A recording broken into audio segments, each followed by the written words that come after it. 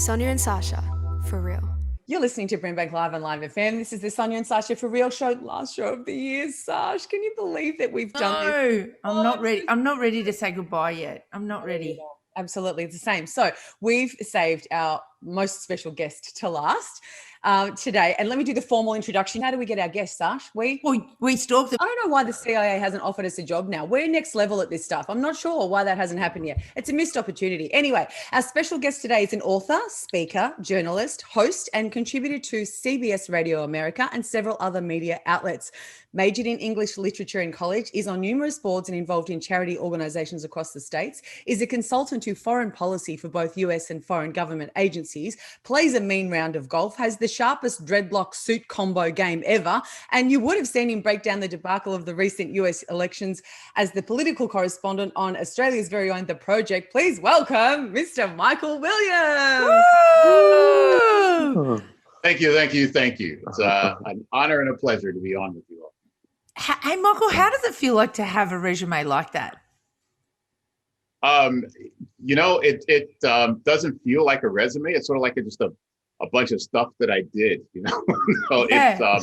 but it's been fascinating. I've had a lot of a lot of amazing opportunities, and I sort of believe in getting into places and sort of interesting things happen to you. So I really had a lot of great opportunities to be in special places, met a lot of amazing people. And that's what I enjoy most, is meeting people and then sharing those stories, like we're going to do here today, just sharing those stories of how people really can connect together, especially during these times when there's so much strife, there's so much discord.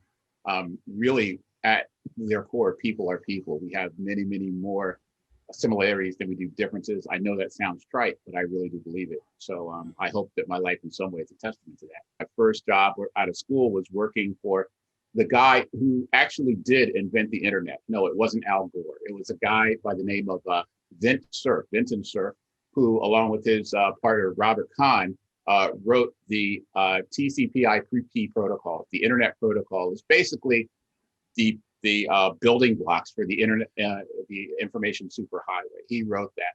And I was working on the internet when it was basically, about 6 cities and 4 blinking lights. And we were helping to keep the whole network together on a national and international basis. So it's been kind of fascinating for me to be there at sort of the, stick and spark stage of the internet and see what it's grown. I mean, that's a book in itself. You were there at the beginning of the internet. Sonia just got NBN, so this is a big step for her. Do you know what I mean? She just got NBN, and you're like, "Hey, I was there when I created it. No offense, right? But you're a little bit slow, Sonia, in that one." Okay, Michael, let's get straight to it. What is going on in America with all the politics? What is going on? Help us explain. Where can we start? Because we don't get it. Explain us like a 2-year-old. Now we've got our political correspondent Marcus Napolitano here today with us as well, so he's going to weigh in on this whole thing. But we would like to know, what the hell? What the hell? There you go. That's the title of the book right there. It's funny that you asked for it to be explained like you're a 2-year-old, because currently it's being run by a bunch of 2-year-olds. Apparently. The United States obviously has had a very troubled past, and people say that we are more divided than we've ever been. I say it's easy to debunk that because we've actually had a civil shooting war. So we have been more divided, and we have come together. This is probably the most divided we've been, though, since that period of time. I think a lot of it goes back to sort of the 60s and the Johnson administration, where you had civil rights being a part of the new ethos of America, when justice, really liberty and justice for all, began to be put into place with things like the Voting Rights Act. We enacted our whole social safety net. My father was part of the group of people that helped enact equal employment opportunity across the federal government. And that was in the 1960s and 70s. He came south, he came to the north on a train with the same train as my mom, not knowing they were coming on the same day, because both of them faced segregation and even possible murder, in South Carolina, for doing the things that they wanted to do. My mom just wanted to be a nurse. My dad just wanted to have a career. And in order to do that, they had to move. So they dedicated themselves to that purpose. And in the 60s, those things started to come into fruition. Now, in 1965, you had the Voting Rights Act. What is that? That says that anybody, especially African Americans, can vote without having to face onerous restrictions. There were laws in states that said, well, in order to vote, African American man, African American woman, you have to guess how many jelly beans are in this jar, or you have to pay a tax that is equal to a month's worth of your salary in order. So these are obviously onerous and racially prohibitive laws, and these were struck down in 1965. 1965 was within my lifetime. So that happened in 65. In 1968, we had a presidential election where an openly racist candidate, George Wallace, won 19% of the vote.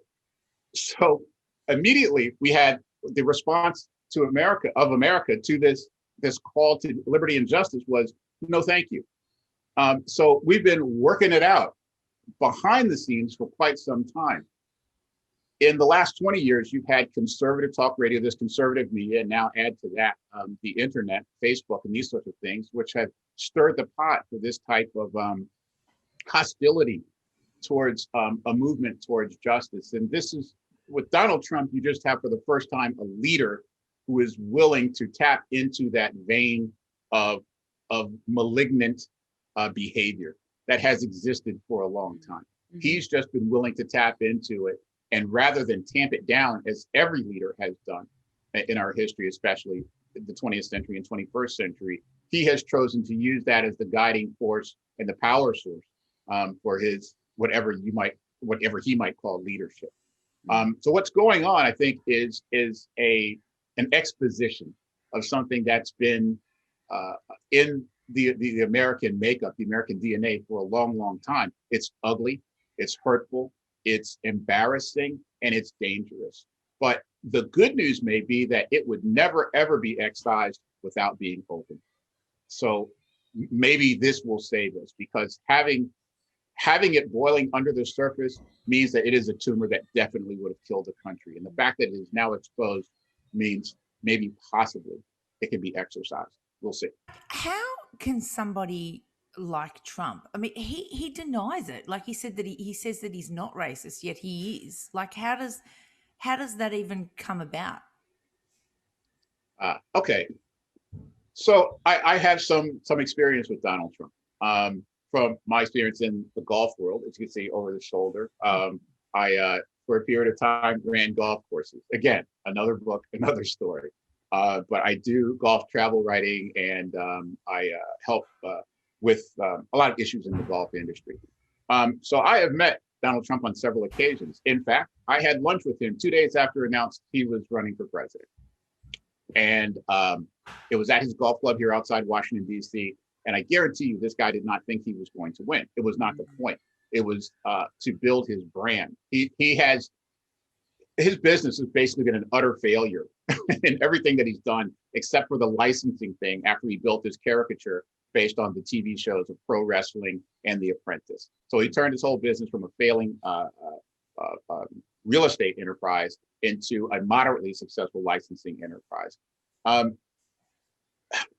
Donald Trump may not even think that he is a racist. He may not even think that he's a bigot. What he thinks he is practical, because he grew up in a New York City that was extremely tribal and racially divided. His father was an abject racist. I can even openly say that. He is a guy who thought that, and they were slumlords. That's how his father made his money, was low rent apartments, horrible apartments in horrible places in New York City. And when he ever got something that was sort of worthy of actually being rented, a livable a habitat, he would say, well, these people, Black and brown people, well, those are the people you don't rent to. That's how he defines it. And he just thinks that's being practical. And I think that there are large swaths of America who don't feel that they're bigoted, don't feel that they're racial, just saying, look, well, just look at them. Look at how they are. They are this, they are that. And they will pass judgment on things that are anecdotal and take that to be being honest. And then you have sort of this trope now of political correctness. You know, that's become a trope for being mealy-mouthed and being dishonest. It's quite the other way around. So I think Trump gives voice to people who have prejudices, have bigotry, and it allows them to say, I'm not bigoted, I'm just honest. And what I say is, you are honestly bigoted. But again, it's all how you picture yourself.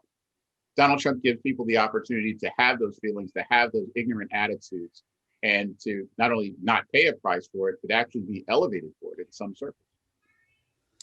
We've gone from Obama, who was so presidential and inclusive, and I mean, we've gone to the complete opposite of what Obama was. Do you think now with the Biden Harris government that they will actually bring about the significant change that everybody's begging for, clearly through the BLM protests and what's been going on, which I love I think you referred to as a social tantrum on the project. But do you think that they have what it takes to actually instigate this change that everybody is clearly, I mean, the people have died in these protests? You started with Obama, so I'll start with Obama. Yeah. I think that Barack Obama is obviously a gifted person, a gifted communicator, and someone who grew up. I empathize with him because he grew up in the way that I grew up. I went to the same school that his daughters went to. It's a school called Sidwell Friends School in Washington. I was actually the first African-American male to graduate from that school. Yep. So I know the ethos of not feeling color. And of course, to say to people, I don't see color, that's not right. I absolutely do see color. I just think it doesn't matter. So Obama was a person who wanted to get to a place where we talk about issues rather than personalities. But the way that he was, his color, the fact that he was a Black man, incited so many people to a kind of hostility that was shocking. It was really shocking. Trump's whole political career is built off the initial lie that Barack Obama was somehow not American, that he was born in Kenya or something like that. This is how he made his bones. And I would listen to him on conservative talk radio, telling the same types of lies with the same type of language and cadence that he does now. You're not going to believe what we're finding out there about a Barack Obama, okay? No one's ever seen the type of things we've seen before. The guy has a vocabulary of about 77 words, okay? And he uses them over and over again. Honestly, I know minor birds that have more vocabulary. It's tremendous. It's big. It's phenomenal. It's tremendous. Right. So it's tremendous, big. No one's ever seen it before. The likes of which we've never seen before. The greatest. Okay? Yep. Strongly, bigly. Going back to Biden, Joe Biden is a career public servant, and also a person who's lived his personal sorrows and tragedies in the public eye. The loss of his family in a car accident at the age of 29 when he had just become a senator. He is, what you see is what you get with Joe Biden. And in another time, I think he would be a president who could be a lot like Lyndon Johnson was, who could enable a lot of things. He has a lot of ideas, a lot of great ideas about how to merge ideas, take what's good from both sides' ideas and turn them into actual policy. Unfortunately, the way the government works is without cooperation between the parties and between the two houses of Congress, you just don't get anywhere unless by executive fiat. So my fear is, though, his heart is in the right place, and I think that his policies are in the right place, I feel that he may end up having to rule by executive order, just like the last two presidents, because that's just where the politics are now. It's so much rests outside of his ideas and his abilities for him to actually get things done. Is he the guy? Yes. Will he be allowed to be the guy? I'm not sure. Do you think he's too old? No, I don't think he's too old. I think, it would be nice to be able to identify that next generation of American leadership. This may be a case where it's just taken Joe Biden this long to be ready. This is the third time that he's run for president. And I got to be honest, at the beginning of the 2008 cycle, he was my guy before Barack Obama. I had met Barack Obama one time in Chicago, just after he had run for U.S. Congress and got his clock cleaned by a guy there. He lost that election. And I thought, okay, that guy's not ready, and I was kind of surprised when he won a Senate race, but, he did. Joe Biden has taken this time and taken the lumps, and he's ready. I think he's just old enough, in mind and body and in spirit. I think he's ready. I don't think he's too old. I think he's ready. He's right. It's just ridiculous how things are going on over there. Like, I compare it to Australian politics, and I just think to myself, gosh, things are just so different there. I think the question that I want to ask is, you said that Trump brings out like the bigot characteristics within an individual. 74 million people can't be bigots in America. Like, why has 74 million people voted for Trump? Like, I don't see what he's done good, or I don't think Sonia and Sasha can see it, but like, he must have done something that appealed to 74 million Americans. Right. One, don't be so sure about 74 million people not being able to be bigots. Really It not. may be possible. No. They won't answer yes to the polls. But I'm not going to name call people and say, and I do agree with you. I'm just sort of playing devil's advocate there. Yes, you're right. It wasn't that everybody that thinks that we're voting on those particular social issues, racial issues. President Trump, and I don't think he's a good guy. I disagree with a lot of what he says, but hey, he wants to keep my taxes low. Okay, and so many Americans, that is issue number 1, 2, 3, 4, and 5. Keep my taxes low. Because there's been so many different kind of people that have voted for Trump. Like, it's not that one standard, what you think that white 45-year-old male that, works in the suburbs, that he's the only person that's voting for it. There's been lots of people from all over the place. Again, in what Marcus was saying, there's such a wide section of people, not just that stereotypical kind. I mean, again, the Republican Party, existed before Trump. And so you have people who are dedicated Republicans who, you could basically stand a broom with a bucket on top of it and they'd say, well, if it's Republican, I'm voting for it. And that's just the way they feel. So there's that group of people. But I don't think those people are Republican based, but those aren't Trump's base. And we've spent a lot of the last 4 years not talking about the Republican base, but talking about Trump's base. And those are the people, again, who you saw in Charlottesville, Virginia, marching with tiki torches, threatening people, driving into crowds, talking to Jews and saying, you will not replace us. These are things like the Proud Boys who are getting guns and pointing them at people and going to officials' offices. These are the people who are going to election officials and saying, well, this election is going to be overturned, or I'm willing to give my life for this. That's not a Republican base. That's a Trump base. And let's give another number too. So you talk about the 74 million, and you had another 80 million who voted for Joe Biden. Well, that still leaves about 35% of the country of eligible voters who did not vote. Okay, we're celebrating 65% or so. Like, hooray! That's a big, or 67, maybe it was. We're celebrating as if that's a big accomplishment. It is not. In the country that is supposed to be the domicile, the beacon for democracy on this planet, to have 2/3 participation be the high watermark is an embarrassment. And I actually think that it may be the undecided third of America that saves it. What would make those people in this highly charged atmosphere? That's the book I'd like to write over the course of the next year. Who didn't vote and why? How could you be neutral on this? How could you stay out of a ballot box with the politics more on fire than they've ever been? And to get those people participating in a way that takes the country forward rather than backward may be the thing that saves it, quite possibly. Have you been able to speak to some people that haven't voted to be able to see what their psyche is all about? How they're thinking? Not directly. No, I don't know anybody who didn't vote. And I think that's why I need to go on sabbatical and get in some sort of like truck or something, and just driving around. 35? Come to me. Look at $5 million. Right. Maybe I need to pay $5 per interview with a non-voter.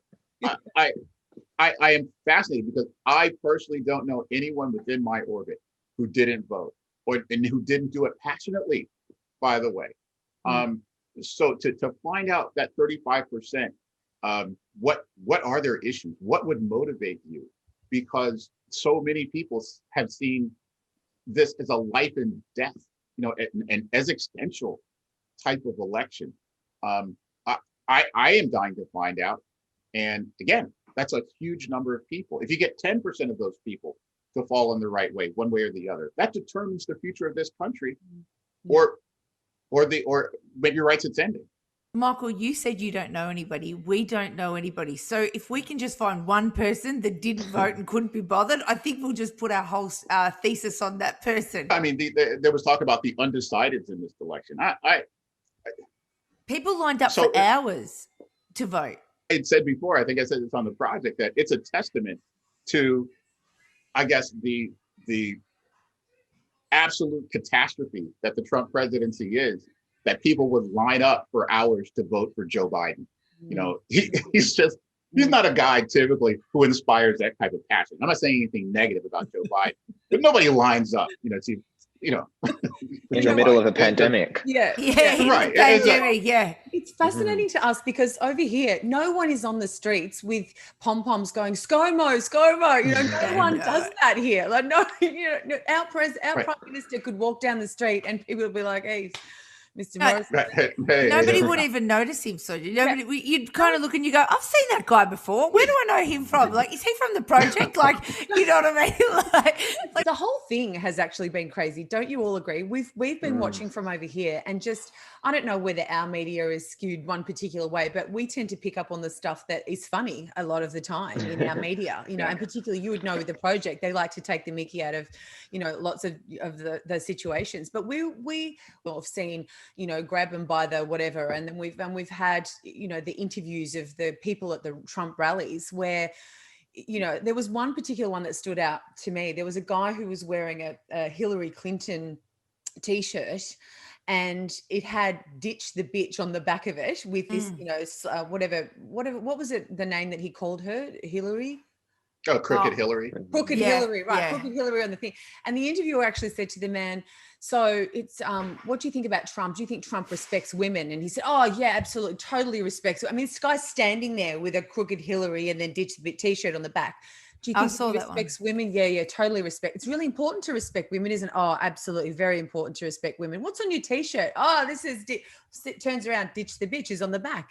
And to us, it's crazy what's going on. And then we hear Trump speak and everything's phenomenal and great and this and that. He's like, I'm denouncing the science on climate change, but this is science, sir. Well, I think I know better. It doesn't, none of this makes sense to us that this man could have been in power for this long.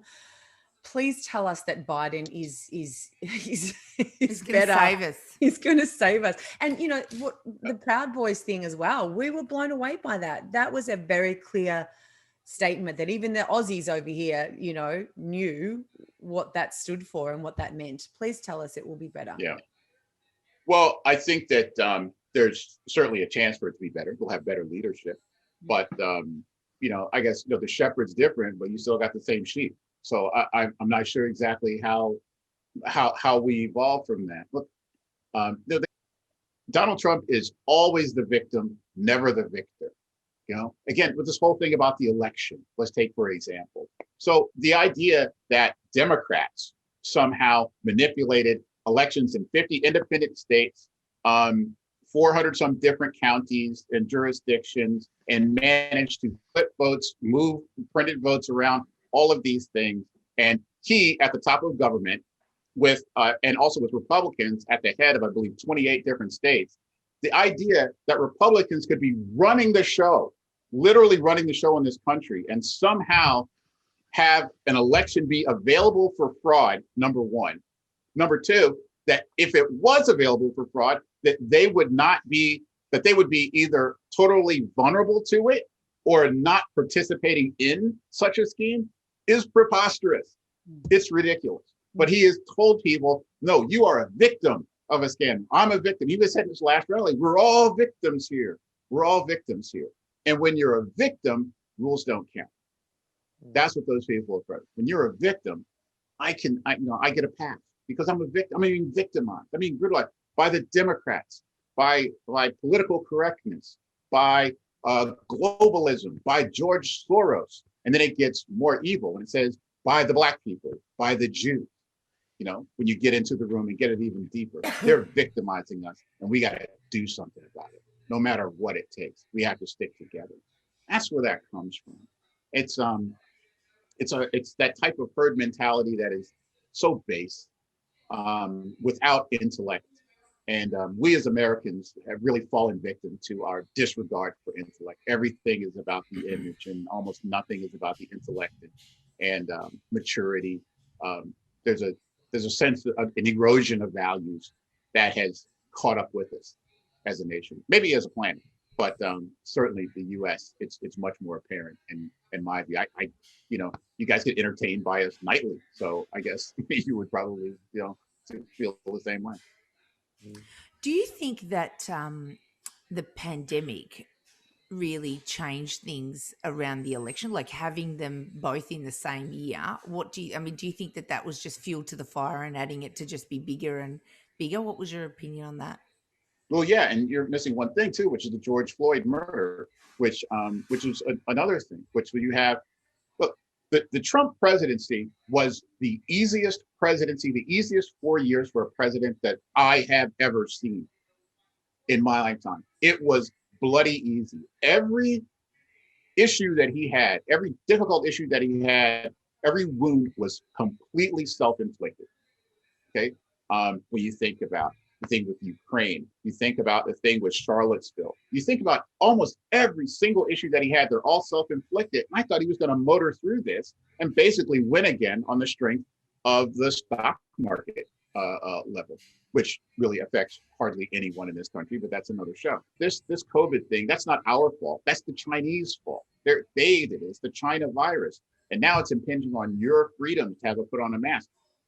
It's almost, I don't know, it's so hard to believe that a grown man would take an issue like this where it's life and death and try to turn it into some sort of grotesque political farce in the way that he does. And even more unbelievable is that there's this large number of people that would fall for it. And some people are literally falling for it, giving their lives. It's preposterous. But again, this president has exposed America. COVID exposed him as an incompetent manager, as an incompetent politician, an incompetent person to have at the head of government. And not only him, virtually everyone who he would trust or put into places of responsibility are equally incompetent, not worthy of trust, and again, hypocrites. It just exposed him. And I'm glad that it did. I'm glad that something happened. Please don't take that to mean I'm glad that COVID happened. But something had to expose this guy for who and what he is. And fortunately, just enough people got it to get him elected, to get him voted out of office, rather.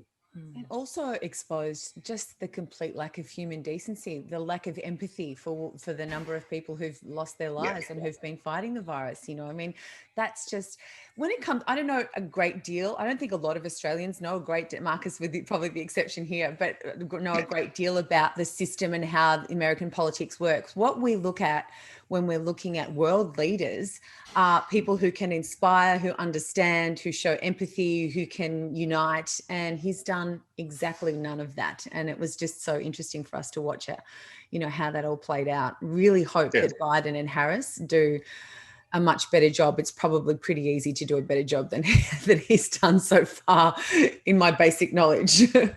I would think so. I mean, by all measurable standards, you would think so. But for those who, again, are looking for lower taxes, who are looking for, let's put the U.S. Embassy in Jerusalem, who are looking for sort of the financial and the symbolic. These are the things that where, if you could point to any air quote success for the Trump administration, that's where you're going to find them. Yeah. But for anything that has to do with the things that you find in either the Constitution or the Declaration of Independence, no, it's been an abject failure. And I think any number of people, I think anyone on this call today could probably be a better president. And I mean that, because you would just try. You would try. And he didn't, he's not even trying. We could do it together, Sash. Sonia and Sasha, 2024. What do you think? So let's run. Let's do it. Let's go. I've got nothing else to do. Thank you so much for being with us today, Michael. That's an amazing insight into what's going on over there, and we appreciate how you just break it down into the easiest terms for all of us to understand, and in such a cool way. So we appreciate your time with us today. Thank you so much, Marcus Napolitano. And Sash, we will see you after the break. You're listening to BRIMBANK Live on Live FM. This is the Sonia and Sasha for Real show.